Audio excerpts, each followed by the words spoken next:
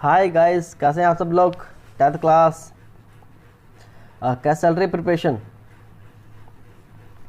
तो 10th class जो कल क्वेश्चन किए थे अपनों ने, क्वेश्चन दिए थे आपको, उसके जो रिमेनिंग क्वेश्चन है उनका सॉल्यूशन दे रहा हूँ मैं। तो क्वेश्चन जो आपका क्वेश्चन नंबर 6 है, उसमें क्या लिखा हुआ है, उसमें लिखा हुआ है एक क्विक क्लाइम लिखा हुआ है। ठीक है, देखो क्विक क्लाइम जो है उसका यूज़ कहाँ आता है, पहले वो देखते हैं अपने कि क्विक क्लाइम को अपने बोलते हैं जनरली वाइट वॉशिंग में काम आने वाली चीज़ होती है। कैल्शियम ऑक्साइड जो है उसी को बोला जाता है क्विक क्लाइम। ठीक है ना, कैल्शियम ऑक्साइड को क्या बोलते हैं अपने, क्विक क्लाइम बोलते हैं। ये कहाँ का, वाइट वॉशिंग में। इसी क्विक क्लाइम को ध्यान रखना, काम आता है कहाँ पे, वाइट वॉशिंग में काम आता है। ये वाइट वॉशिंग यानी कि घर के अंदर जब कली करते हैं तो हम मार्केट से क्विक क्लाइम लेकर आते हैं, CaO। और वाटर का फॉर्मूला जो होता है वो आपको पता ही है, वाटर H2O, यानी H2O का मीन HIJKLMNO वो नहीं है, ये H2O फॉर्मूला अलग होता है। ठीक है, अच्छा स्लैक लाइम की बात करते हैं। स्लैक लाइम में आपने सुना होगा कि जब आप क्विक लाइम यानी वॉशिंग है उसको जब वाटर में डाल देते हो तो थोड़ी देर बाद में क्या होता है कि वो बिल्कुल एक ठंडा वाइट पाउडर सा बन जाता है। ठीक है, उसी को हम बोलते हैं स्लैक लाइम। लेकिन स्लैक लाइम को अपने जनरली यानी आप जो जानते हो वो जानते हो किसमें, कैल्शियम हाइड्रोक्साइड के नाम से जानते हो। ओके, तो स्लैक लाइम का जो फॉर्मूला बनेगा वो बनेगा आपका कैल्शियम हाइड्रोक्साइड। ठीक है, अब ये चीज़ें हैं ना, एक बार आपको ये समझ नहीं आ रही होंगी। क्यों नहीं समझ आ रही, उसका रीज़न क्या है। वो रीज़न है कि इनके सिंबल या फॉर्मूले जो हैं वो आपको नहीं पता। तो पहले अपने सिंबल और फॉर्मूले वाला पार्ट ही कर लेते हैं। तो सिंबल और फॉर्मूले वाले पार्ट में मैं एक बार आपको ओवरव्यू थोड़ा बता देता हूँ। वैसे तो आपने 9th क्लास में लर्न किया हुआ है और काफ़ी इंटेलिजेंट हो सभी, और काफ़ी अच्छा रिस्पॉन्स था आपका 9th क्लास में। तो 9th के अब 10th के जो पार्ट सिमिलर हैं वो चीज़ देख लेते हैं अपने। तो देखो हाइड्रोजन के लिए अपनों ने यूज़ करना है ये जो आयंस लिखे हुए, ये आयंस फॉर्म में लिखा हुआ है। आयंस का मीन होता है कि दे आर कैरिंग चार्ज, यानी इनके ऊपर कुछ ना कुछ चार्ज प्रेजेंट है। तो चार्ज प्रेजेंट है, तो देखो चार्ज कब आता है और क्यों आता है पहले वो देख लेते हैं अपने। तो देखो 9th क्लास में एक टॉपिक था जिसमें आपने पढ़ा था, जिसके बारे में आपने पढ़ा था एटम्स के बारे में। तो एटम्स में क्या होती है, एबिलिटी होती है, एक तो इलेक्ट्रॉन को रिमूव करने की एबिलिटी होती है, और एक दूसरी एबिलिटी होती है क्या चीज़ को, इलेक्ट्रॉन को गेन करने की। अगर वो इलेक्ट्रॉन को रिमूव कर रहा है, जब वो इलेक्ट्रॉन को रिमूव कर रहा है तो इसके ऊपर क्या चार्ज आएगा, पॉजिटिव चार्ज आएगा। और अगर वो इलेक्ट्रॉन को गेन कर रहा है यानी इलेक्ट्रॉन को रिसीव कर रहा है तो उस पर चार्ज क्या आएगा, नेगेटिव चार्ज आएगा। तो ये बात तो थी अपने इलेक्ट्रॉन को डोनेट करने के बेस पे, यानी वो कितने इलेक्ट्रॉन को डोनेट कर रहा है या कितने को रिसीव कर रहा है उसके बेस पे। ठीक है, लेकिन यही चीज़ तो कितने इलेक्ट्रॉन को रिमूव कर रहा है, जितने इलेक्ट्रॉन को रिमूव करता है उस टाइप से उसके ऊपर उतना ही पॉजिटिव में लिखा जाता है। जैसे हाइड्रोजन, यहाँ पे हाइड्रोजन कब, जब वो किसी नॉन मेटल के साथ में रिएक्ट कर रहा होगा तब हाइड्रोजन एक इलेक्ट्रॉन को रिमूव करने की एबिलिटी रखता है। इसलिए हाइड्रोजन के ऊपर जो चार्ज आता है वो कौन सा आता है, वो आता है पॉजिटिव चार्ज। ठीक है, तो एक इलेक्ट्रॉन को रिमूव कर रहा है इसलिए इसके ऊपर कितना चार्ज आया, 1 पॉजिटिव। वही अगर अपने बात करें, कई बार हाइड्रोजन खुद किसी ऐसे मेटल से रिएक्ट करता है, जब मेटल से रिएक्ट करता है तो वहाँ पे ये हाइड्रोजन जो है वो अपने इलेक्ट्रॉन को रिमूव नहीं कर सकता। जब ये रिमूव नहीं कर सकता तो फिर वहाँ पे ये अपने एटम्स, इसका एटम जो है वो इलेक्ट्रॉन को गेन करेगा। जब ये गेन करेगा इलेक्ट्रॉन को तो इसके ऊपर चार्ज क्या आ जाएगा, नेगेटिव आ जाएगा। तो ये हाइड्राइड काउंट होगा वहाँ पे, यानी जब ये नॉन मेटल से इंटरेक्ट करेगा तो ये पॉजिटिव तरह एक्ट करेगा, और जब ये मेटल से इंटरेक्ट करेगा तो ये नेगेटिव की तरह एक्ट करेगा, यानी कि इलेक्ट्रॉन को गेन करने वाली एबिलिटी की तरह एक्ट करेगा। जब ये इलेक्ट्रॉन को, जितने इलेक्ट्रॉन को कोई रिमूव करता है उतना पॉजिटिव चार्ज होता है, और जितने इलेक्ट्रॉन को गेन करेगा उतना नेगेटिव चार्ज होगा। तो यहाँ पे हाइड्रोजन है, लिथियम है, सोडियम है, पोटेशियम है, और कॉपर। कॉपर देखो, कॉपर मैंने फर्स्ट लिखा है, इसी कॉपर फर्स्ट को आप क्यूप्रस के नाम से जानते हो। ठीक है ना, पेपर के अंदर ज़्यादातर क्या आता है, कॉपर फर्स्ट लिखा आता है। कॉपर फर्स्ट का मीन है जब कॉपर की वैलेंसी को आपने फर्स्ट मानोगे तो कॉपर फर्स्ट आएगा। ये NH4 जो है उसको अमोनियम बोलते हैं, क्योंकि EM जब आ जाता है इसका मीन होता है कि उसके ऊपर कोई ना कोई पॉजिटिव चार्ज है, तो अमोनियम, ये अमोनियम है NH4 पॉजिटिव। जबकि अमोनिया की बात करें, अमोनिया एक गैस है जो NH3 ये अमोनिया गैस होती है, ये ध्यान रखना। NH3 ये अमोनिया गैस है, जबकि NH4 अमोनियम एक पॉजिटिव चार्ज कंटेनिंग आयन है, यानी यहाँ पे एक हाइड्रोजन एक्स्ट्रा आ गया। जबकि सिल्वर जो होता है Ag पॉजिटिव 1 है, तो सिल्वर के ऊपर चार्ज होता है प्लस का 1। वहीं अपने +2 वाले देख लेते हैं जिसके ऊपर 2 चार्ज है। इसका मीन है कि इन्होंने 2 इलेक्ट्रॉन को रिमूव किया है। जब 2 इलेक्ट्रॉन को रिमूव किया है तो इनके ऊपर 2 पॉजिटिव चार्ज आए। तो मैग्नीशियम के ऊपर +2 है, कैल्शियम के ऊपर भी +2 है, बेरियम के ऊपर भी +2 है, ठीक है। लेड के ऊपर यानी Pb जिसको प्लम्बम बोलते हैं, ध्यान रखना ये वही चीज़ है जिसको कहाँ पे जो पेट्रोल है, पेट्रोल या डीजल जो होते हैं, पेट्रोल को वेपर में कन्वर्ट ना हो इसलिए उसके अंदर पहले मिलाया जाता था, लेड एसिटेट मिलाया जाता था, लेकिन पॉइजनस इफेक्ट होने के कारण इसको नहीं मिलाया जाता आजकल, ठीक है। तो ये लेड है जिसके ऊपर +2 चार्ज है। कॉपर देखो, कॉपर मैंने अभी बात की थी, कॉपर फर्स्ट भी होता है, कॉपर सेकंड होता है। जो कॉपर सेकंड है उसका जब स्पेसिफिक नाम की बात करें तो यहाँ पे क्यूप्रिक वर्ड आता है। क्यूप्रिक का मीन होता है एक एक्स्ट्रा आयन, यानी एक जिसके लास्ट में लिखा होता है वो एक हायर ऑक्सीडेशन स्टेट होती है, यानी हायर मैक्सिमम जितने इलेक्ट्रॉन रिमूव कर सकता है वो उसने कर दिया। यहाँ पे आयरन की बात करें तो आयरन के ऊपर +2 लिखा हुआ है, यानी यहाँ पे आयरन सेकंड है। आयरन सेकंड को ही अपने एक नाम बोलते हैं, ध्यान रखना, फेरस नाम से जानते हैं। जबकि जिंक की बात करें तो Zn के ऊपर भी +2 है, मैग्नीशियम पे +2 है, कैल्शियम पे +2 है, बेरियम ध्यान रखना सबसे इंपॉर्टेंट जो ज़्यादा क्वेश्चन इसी पे आते हैं, और एक आपके आते हैं कॉपर पे। तो आयरन है और जिंक है। जबकि अगर 3 वाली बात करें तो एक एल्यूमिनियम और एक आयरन है। एल्यूमिनियम और आयरन 2 ऐसी चीज़ें होती है जिसके ऊपर 3 चार्ज है हमारे पास। यहाँ आयरन को 3rd लिखा गया। देखो ब्रैकेट में क्वेश्चन में जब लिखा आता है तो ब्रैकेट में लिखा हुआ वर्ड बताता है कि आपको उस मेटल पे या कोई भी सब्सटेंस है उस पर कितना चार्ज मानना है। जबकि नेगेटिव वाले बात करें तो फ्लोराइड यानी फ्लोराइड है, क्लोराइड है, ब्रोमाइड है, आयोडाइड है, ठीक है।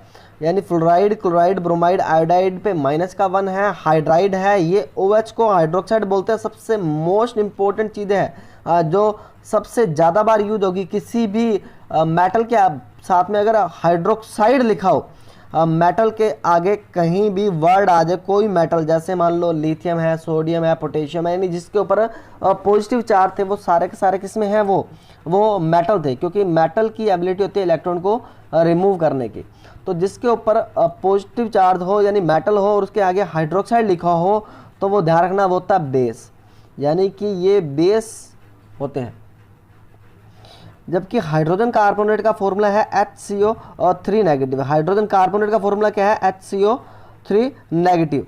तो इसका मीन यहाँ पे अब अपने देखते हैं कि ऑक्साइड पे आता है O-2, यानी कि O ने ऑक्सीजन है वो 2 इलेक्ट्रॉन को गेन कर रहा है, तो 2 इलेक्ट्रॉन को गेन करने के कारण ये ऑक्साइड में कन्वर्ट हो गया। जबकि कार्बोनेट की बात करें तो कार्बोनेट पे CO3 -2 है। यहाँ पे देखो कार्बोनेट और हाइड्रोजन कार्बोनेट में फ़र्क है। हाइड्रोजन कार्बोनेट में -1 है और जबकि कार्बोनेट CO3 -2 में, कार्बोनेट में -2 है। ये होता है सल्फाइड, यानी कि S के ऊपर -2 है, सल्फाइड है। जबकि SO4 -2, जब SO4 -2 होता है तो ये होता है सल्फेट। जबकि NO3 पे -1 होता है, इसीलिए ये नाइट्रेट है। और N नाइट्रोजन के ऊपर जब -3 हो तो वो नाइट्राइड होता है। ध्यान रखना इंपॉर्टेंट है, ये सबसे ज़्यादा यूज होगा ये और एक ये सल्फेट और ये नाइट्रेट। सल्फर डाइऑक्साइड गैस की बात करें तो SO2 जो होती है वो सल्फर डाइऑक्साइड गैस है। जबकि कार्बन डाइऑक्साइड के लिए CO2, यानी कि 2 जो डाई वर्ड है वो क्या शो कर रहा है, वो 2 को शो करता है ऑक्साइड के लिए। NO2 यानी नाइट्रोजन के लिए, N नाइट्रोजन के लिए, डाई ऑक्साइड 2। जबकि देखो मीथेन की बात करते हैं अपने, मीथेन गैस जो होती है, ध्यान रखना ये मीथेन गैस वही है जो हमारी नेचुरल गैस है। नेचुरल गैस को ही बोला जाता है मीथेन गैस। और जो हम CNG पढ़ते हैं यानी कंप्रेस्ड नेचुरल गैस, वो नेचुरल गैस यही है। तो कंप्रेस्ड नेचुरल गैस मीथेन होती है। जबकि काउडंग जो होता है उसके अंदर से भी निकलने वाली जो गैस है वो भी कौन सी होती है, वो भी मीथेन गैस ही होती है। फिर आती है SO3 जो सल्फर ट्राईऑक्साइड है। तो ये बेसिक है, ये आपको पहले लर्न करना पड़ेगा। ये अगर आपको लर्न है तो फिर फॉर्मूले बनाने बहुत ईजी हो जाते हैं। अब अपने वापस अपने उसी टॉपिक पे आते हैं जो अपने अभी कर रहे थे। तो आई होप वो टॉपिक आपको समझ आया होगा। अब अपने देख रहे थे अभी थोड़ी देर पहले कि फॉर्मूला कैसे बनाते हैं अपने। तो देखो ध्यान रखना, ये क्विकलाइम जो है, क्विकलाइम का फॉर्मूला आपको याद रखना पड़ेगा। इसमें कैल्शियम ऑक्साइड बोलते हैं, कैल्शियम ऑक्साइड वाइट वॉशिंग में काम आता है। और वाइट वॉशिंग को अपने जनरली कली बोलते हैं। घरों के अंदर वाइट वॉशिंग की जाती है, गाँव के अंदर स्पेशली करते हैं लोग। पुराने टाइम में तो इसके बहुत सारे और भी यूजेस थे, लेकिन जनरली आज के टाइम में इसको वाइट वॉशिंग के फॉर्म में ही काम में ले रहे हैं अपने। स्लैक्ट लाइम, कैल्शियम हाइड्रोक्साइड को बोलते हैं स्लैक्ट लाइम। इवन कि जो आपको पता है कि लोग जो तंबाकू यूज करते हैं, यानी कि जो जर्दा लगाते हैं, उसके अंदर जो कड़ी मिलाई जाती है, वो कड़ी वास्तव में क्या होती है, कैल्शियम हाइड्रोक्साइड ही होती है, यानी कि स्लैक्ट लाइम होती है, कैल्शियम हाइड्रोक्साइड होती है वो। तो कैल्शियम हाइड्रोक्साइड देखो, दोबारा मैंने यहाँ पे फॉर्मूला देख के ही पूछ लिया है। तो कैल्शियम हाइड्रोक्साइड का अगर फॉर्मूला बनाना हो तो कैसे बनाएंगे, कैल्शियम के ऊपर प्लस का 2 चार्ज था, जबकि हाइड्रोक्साइड पे माइनस का 1 था। ये 2 ऊपर वाला इसके पैर में और ये 1 इसके पैर में चला जाएगा। तो अब अपने जब लिखते हैं इसको तो ध्यान रखना, देखो जब एक से ज़्यादा एलिमेंट हो तो उन एलिमेंट को हम ब्रैकेट में बंद कर देते हैं। तो यहाँ पे कैल्शियम हाइड्रोक्साइड को फॉर्मूला ब्रैकेट में लिख के और यूँ लिखा जाएगा। तो कैल्शियम हाइड्रोक्साइड का फॉर्मूला होगा आपका ये। तो जब इसके अंदर हम क्या करते हैं, कार्बन डाइऑक्साइड, ध्यान रखना जब भी हाइड्रोक्साइड लिखा हो या फिर वाटर लिखा हो, यानी हाइड्रोक्साइड उसमें प्रेजेंट हो और आप उसमें से carbon dioxide gas pass out करते हो, तो कार्बन डाइऑक्साइड गैस कन्वर्ट हो जाती है किसमें, कार्बोनेट में। किसमें कन्वर्ट हो जाएगी, कार्बोनेट में कन्वर्ट हो जाएगी। कार्बन डाइऑक्साइड तो किसमें कन्वर्ट हो जाएगी, कार्बोनेट में कन्वर्ट हो जाएगी। जब कार्बोनेट में कन्वर्ट हो जाएगी तो ये कैल्शियम कार्बोनेट बन जाएगा। तो ये बन गया आपका कैल्शियम कार्बोनेट। तो कैल्शियम कार्बोनेट कैसे बना, कैल्शियम पे भी 2 चार्ज था और कार्बोनेट पे भी 2 था, 2 से 2 कैंसिल और कैल्शियम कार्बोनेट का फॉर्मूला बन गया आपका। अब रह गया आपका इसमें से क्या रहेगी, इसमें से रह गया देखो 2 हाइड्रोजन थे और 2 ऑक्सीजन थी। तो 2 हाइड्रोजन थी, 1 ऑक्सीजन हमने कार्बोनेट को कन्वर्ट करने में ले ली और 1 ऑक्सीजन बच गई। तो ये बच गया वाटर, जो लिखा हुआ अपने पास में। नेचुरल गैस अभी बात की थी आपको, नेचुरल गैस बताया था, मीथेन को ही बोलते हैं नेचुरल गैस। यानी CNG और गोबर गैस जो होती है, यानी बायोगैस बोलते हैं इसमें, उसमें मेथेन गैस ही होती है। उसको जब आप बर्न करोगे, यानी देखो जब भी बर्न या ऑक्सीजन वर्ड आए इसका मीन होता है बर्न। तो जब ये बर्न करोगे तो कार्बन डाइऑक्साइड बनेगी, जो आपको पता ही है, और उसके बाद में वाटर बनेगा। ये हो गया उसका फॉर्मूला। अब देखते हैं कॉपर सल्फेट। देखो कॉपर, ज़्यादातर कॉपर हमेशा +2 फॉर्म में ही यूज़ करना है आपने, ठीक है। सल्फेट का होता है SO4-2। तो इसके ऊपर भी 2 चार्ज है, इसके ऊपर भी 2 चार्ज है, दोनों के चार्ज कैंसिल और फॉर्मूला क्या बन गया अपना, कॉपर सल्फेट बन गया। अब इसमें देखते हैं आयरन। अब इस एक्टिविटी को मैं आपको यही एक्सप्लेन कर देता हूँ, पहले वो एक्टिविटी देख लेते हैं। देखो क्या था इसमें क्या होता है कि जैसे मान लो कि हमारे पास में एक बीकर है, ये बीकर ले लिया हमने। इस बीकर के अंदर हमने क्या रखा हुआ है, ये सोल्यूशन पड़ा हुआ है, कौन सा, ये सोल्यूशन पड़ा हुआ है कॉपर सल्फेट का। इस कॉपर सल्फेट में हमने क्या किया, आयरन की एक नेल डाल दी, ये आयरन की नेल डाल दी हमने। तो कॉपर सल्फेट सोल्यूशन में से, ठीक है, ये आयरन है वो बाहर निकलता रहेगा। जब ये आयरन बाहर निकलेगा तो वो इस आयरन यानी सल्फेट से रिएक्ट करेगा और बना लेगा क्या चीज़, FeSO4। ये FeSO4 बन लेगा। जैसे जैसे आयरन बाहर निकलेगा FeSO4 बनाने के लिए, वैसे वैसे कॉपर है वो सेपरेट होता रहेगा और इस आयरन के ऊपर, यानी कि जो आयरन पड़ा होता है इसके ऊपर एक ब्राउन कलर की लेयर बना लेगा।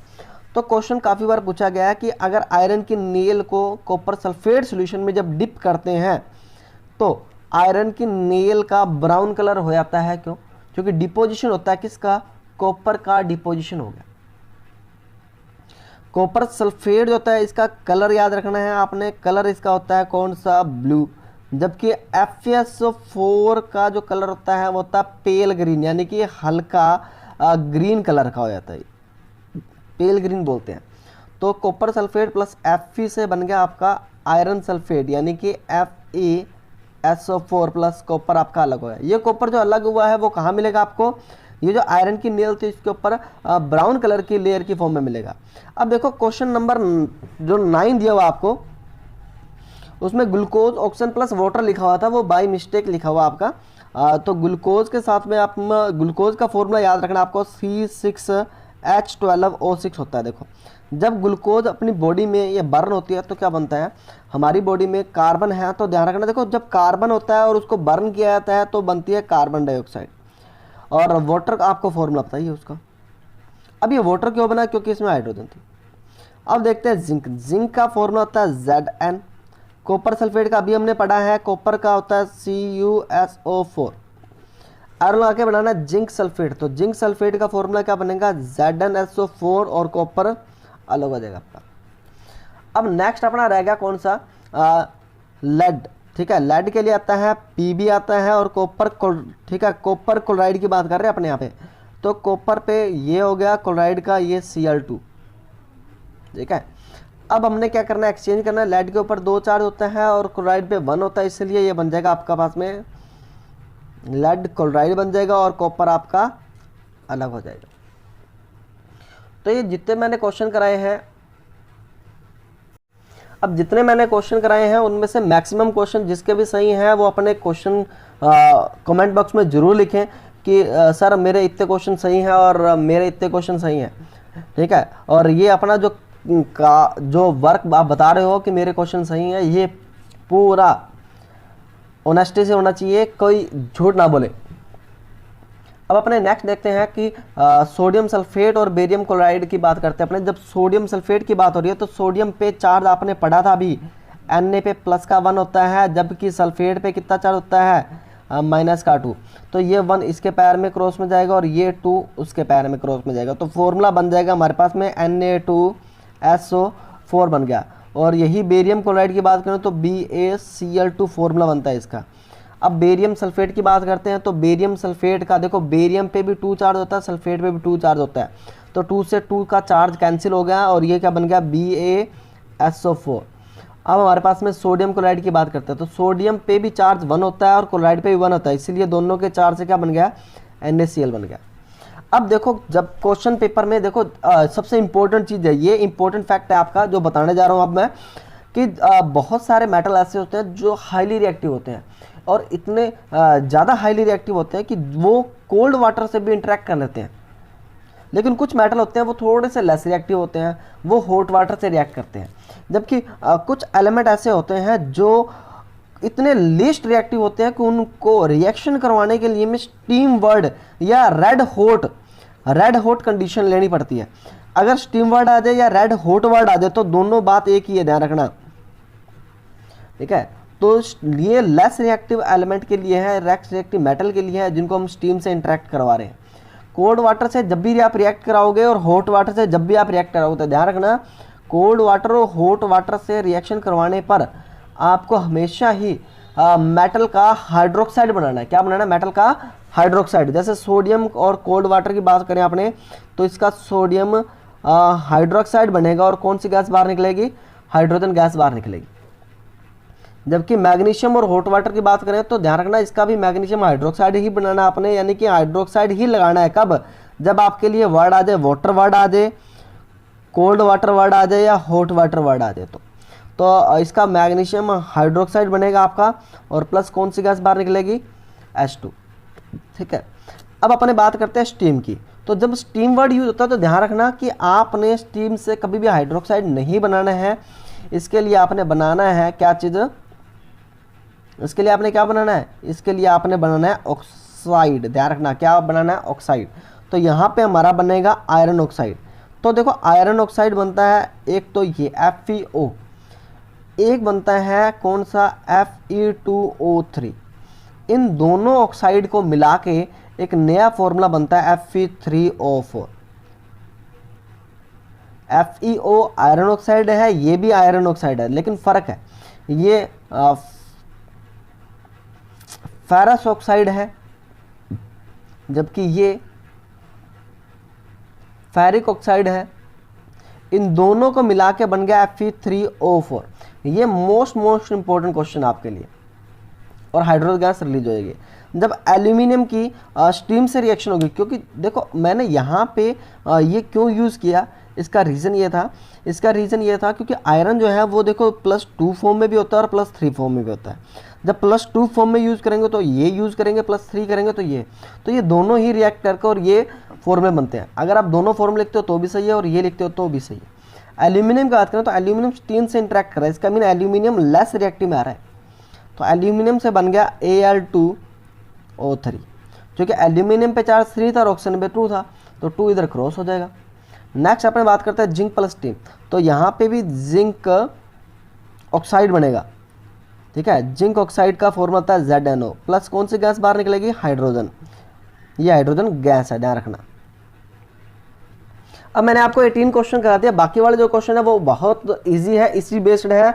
अब मुझे ये बताओ कि 18 में से मैक्सिमम 18 में से 18 जिसके भी सही है वो कमेंट बॉक्स में जरूर लिखें, और जिसके 12 से ज़्यादा सही है वो भी जरूर लिखें। Thank you, have a nice day.